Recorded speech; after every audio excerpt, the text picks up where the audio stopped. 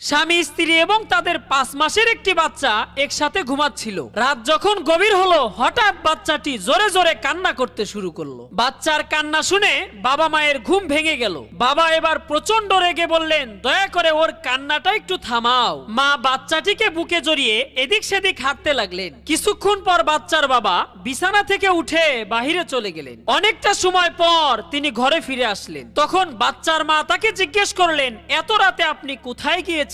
তখন তিনি কেঁদে কেঁদে বললেন, মায়ের কবরটা একটু দেখতে গিয়েছিলাম। স্ত্রী অবাক হয়ে আবার জিজ্ঞেস করলেন, এত রাতে হঠাৎ কি মনে করে? লোকটি উত্তর দিল, আমাদের বাচ্চাটি যখন কাঁদছিল তখন আমার খুব বিরক্ত লাগছিল, কিন্তু লক্ষ্য করে দেখলাম তুমি একটুও বিরক্ত হওনি, বরং ওকে বুকে জড়িয়ে আদর করতে করতে হাঁটছিলে, কারণ তুমি ওর মা। তখন আমার মনে পড়ে গেল, হয়তো আমিও যখন ছোট ছিলাম আমার মা আমাকে এভাবেই যত্ন করেছিল, তাই মাকে